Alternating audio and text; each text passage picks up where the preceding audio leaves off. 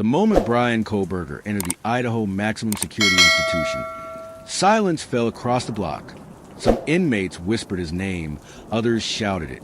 They already knew who he was. To them, he wasn't just another prisoner in an orange jumpsuit. He was a man accused of slaughtering 4 college students in the dead of night, and that made him a target. You're watching Whispers of Crime, Motive and Murder, where we uncover the darkest true crime stories and the twisted motives behind them. If you haven't already, make sure to subscribe, because what you're about to hear will leave you questioning whether Bryan Kohberger is truly safe behind bars, or if prison has delivered its own brand of justice. From a very first night, the harassment began.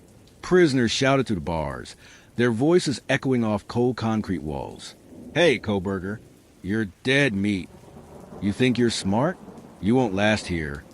Others went further, taunting him with degrading sexual threats, mocking him with graphic language meant to humiliate. Every hour, every minute, he was reminded of the crimes tied to his name. Kohberger was no ordinary inmate. He wasn't just another man serving time. His face had been on every screen in America. His case had dominated headlines for months. Inside prison walls, that notoriety meant one thing: prey. Prison insiders say that housing a high-profile inmate is like dropping blood into shark-infested waters. It doesn't take long for frenzy to begin. Kohberger, who had once studied criminology and thought he understood the criminal mind, suddenly found himself living inside its harshest reality. He wasn't attacked physically, at least not yet, but the verbal barrage was relentless. Every mealtime, every walk back to his cell, every moment of silence shattered by voices promising violence. To some inmates, breaking him down was sport. To others, it was justice. By July 30th, 2025, barely weeks into his incarceration, Kohberger broke. He sat down with pen and paper and wrote a handwritten plea to prison officials. In the note, he described what he called minute-by-minute verbal harassment and threats from fellow prisoners. He said he feared for his safety and begged to be transferred out of J Block, the unit where he had been placed. For a man who had once tried to portray himself as calm, calculating, and in control, the request revealed something else entirely: fear. But here's the dark irony. In the culture of prison, filing complaints isn't protection. It's exposure. It marks you as weak. And weakness inside maximum security is blood in the water. To understand why Kohberger faced such immediate hostility, you have to understand prison hierarchy. Inside, certain crimes mark you. Crimes against women, children, or vulnerable victims put a target on your back. And Kohberger was accused of one of the most brutal crimes in recent history: the murders of 4 innocent college students. That made him notorious. And in prison, notoriety often equals punishment, dished out not by the courts, but by fellow inmates. Some saw tormenting Kohberger as payback. Others saw it as an opportunity to gain status. And for those who simply hated what he represented, the verbal attacks were a way to strip him of whatever control he thought he had left. When news of his handwritten plea leaked, prison experts were quick to weigh in. One consultant with decades of experience behind bars said bluntly, "A snitch who is weak will never survive." By putting his fears on paper, Kohberger may have sealed his own fate. Now, not only was he the infamous accused killer, but he was also the man begging guards for protection. Inside those walls, that's a dangerous label to carry. Prison records show that Kohberger's request was received, but it was not granted. No transfer, no relocation. He remained in J Block, surrounded by the same men who tormented him day after day. But the story doesn't end there. Just 5 days later, the situation escalated in a way that would shock even seasoned prison officials. Kohberger filed an official sexual harassment complaint, claiming that inmates weren't just threatening him. They were targeting him with crude, graphic threats that crossed every line. What exactly did they say? How far did the harassment go? And did the prison ignore a man in danger, or deliberately leave him exposed? 5 days after Bryan Kohberger begged prison officials to move him, the threats had only grown louder. The taunts had become more graphic.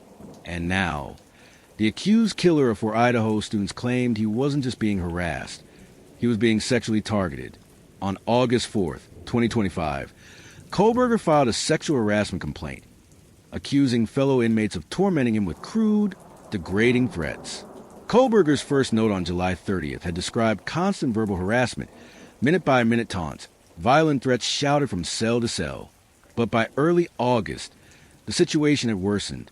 According to Kohberger, inmates weren't just promising violence anymore. They were targeting him with graphic, sexualized threats, language designed to humiliate him, strip away his control, and remind him that in prison he held no power. In his formal complaint, Kohberger accused other prisoners of threatening to do things to him that went far beyond intimidation. The details, though not fully released to the public, were described by officials as explicit and disturbing. To outsiders, this might sound like words, but behind bars, words have power. Prison culture thrives on dominance.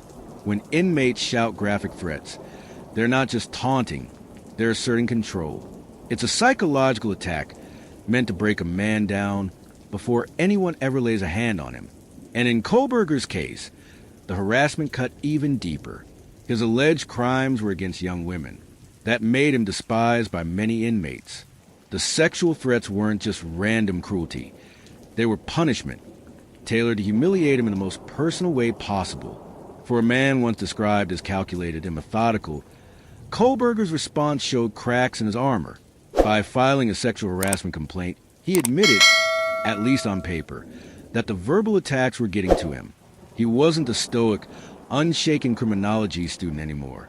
He was a man who felt cornered, targeted, and desperate. But here's where the danger lies. Prison doesn't forgive weakness.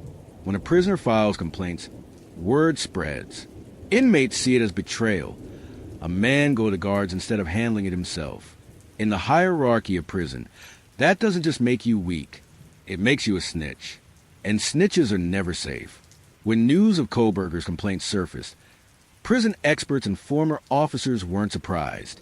They said a man like him, high profile, accused of crimes against women, was always going to face harassment. But they also warned that his decision to put it in writing might backfire. One prison consultant put it bluntly: the second you complain, you're marked. A snitch who shows weakness will never survive in maximum security. Another added, this isn't just about Kohberger anymore. It's about how the other inmates see him. Every word, every note he writes, makes him more of a target. So what did the prison do? Despite both his handwritten transfer request and his sexual harassment complaint, no transfer was granted. Kohberger remained in J Block, the very place where the threats had begun. Some argue that prison officials may have ignored him because complaints like this are common, and not every claim can lead to a transfer. Others believe something darker, that officials know moving him won't change anything, that as long as Bryan Kohberger is in prison, he will always be a target. And there's a third possibility, that officials believe Kohberger's notoriety is exactly why he must stay where he is. To move him would be to admit he can't survive in general population. To leave him is to test whether he can withstand the weight of his own infamy. For Kohberger, the reality is simple. Every day in J Block is a battle. Every shout through the bars chips away at his mental state. Prisoners don't have to touch him to hurt him. They just have to remind him, hour by hour, that he's trapped with men who see him not as a classmate or a teacher's assistant, but as prey. And the more he complains, the more dangerous his situation becomes. Because now, the other inmates don't just see him as a killer.